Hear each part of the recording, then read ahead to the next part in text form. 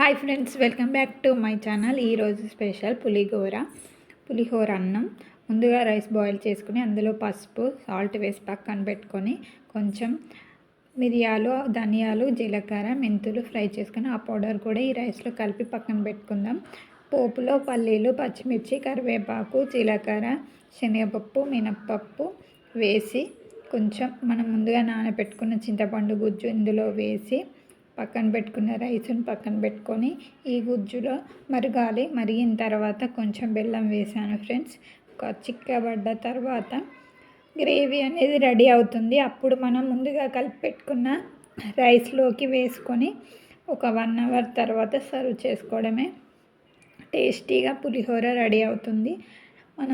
Taste చాలా బాగుంటుంది. ఇంట్లో ట్రై చేస్తే ఏదైనా బాగుంటుంది ఫ్రెండ్స్. మీరు తప్పకుండా ట్రై చేయండి, కామెంట్ చేయండి, షేర్ చేయండి, సబ్స్క్రైబ్ చేసుకోండి. మరిన్ని మంచి మంచి వీడియోస్తోని మీ ముందుకు వస్తాం. Thank you so much friends.